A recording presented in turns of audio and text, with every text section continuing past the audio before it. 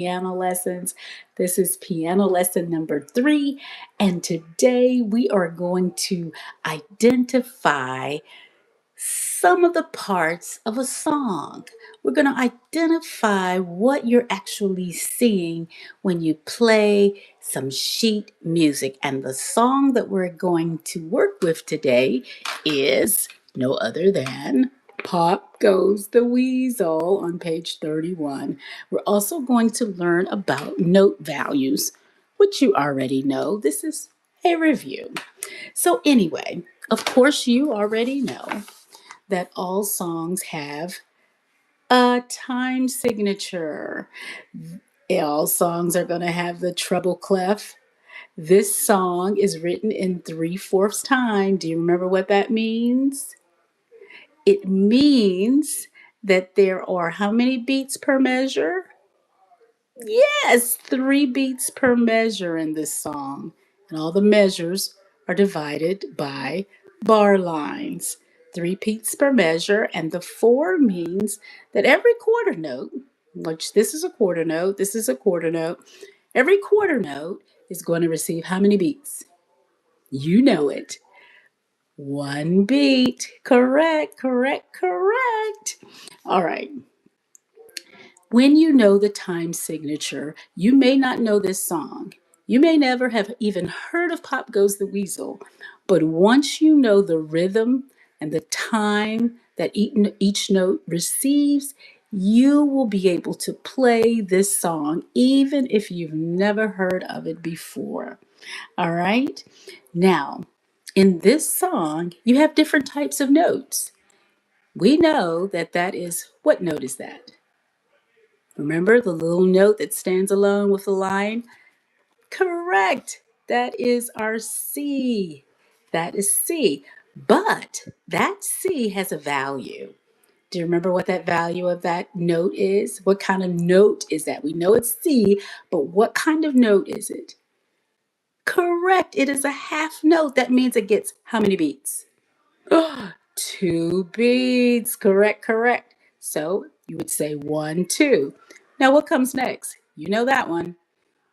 That is a quarter note and it receives what? 1 beat. So in this measure, let's see if it equals 3. 1, 2, 3. Yes. Very good. Very good. Let's go to the next measure. There's another half note, but it's not a C, it's a D, right? And it gets how many beats? 2. Correct. And then 3. The D is a quarter note. It gets how many beats?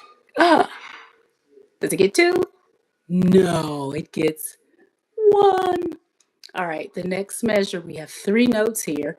They all look like, do they look like half notes, whole notes, quarter notes? Correct, they are quarter notes. So they each get how many beats? 2 beats? No, each gets how many? 1 beat. 1, 2, 3. Now I'm going to introduce you to a new note. This is called a dotted half note. You see that dot right there? It's a half note with a dot. So we know the half note gets 2 beats. When you add the dot to it, it gets 3 beats. So this dotted half note takes up the whole measure. So let's count it out. 1, 2, 3. 1, 2, 3. 1, 2, 3. 1, 2, 3. Let's see what that sounds like. Let's see what that sounds like. 1, 2, 3. 1, 2, 3. 1, 2, 3. 1, 2, 3. All right. All right. So, what I want you to do is go through this song, the rest of the song, write down the value of each note up under the note. So for this one, it's going to get 2 beats. So just write 1, 2. This is going to get 1 beat and write your 3. Every measure must equal 3. Okay? So I want you to label each note and how many beats it's going to get. Okay. Now, one other thing I want you to realize before you play the song, sometimes you'll see numbers up here. This says 3, this says 5, this says 3. That's to help you know which fingers to use because you can't just keep using any old finger. You can't just use your pointer. You can't just use your middle finger. So for this right here, it's telling you that when you play E, you need to be with finger 3. When you play G, you're going to be using 5.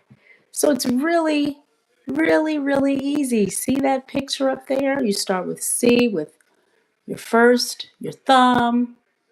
D is your forefinger, your pointer finger. E is your middle finger. F is your ring finger. And G is your pinky.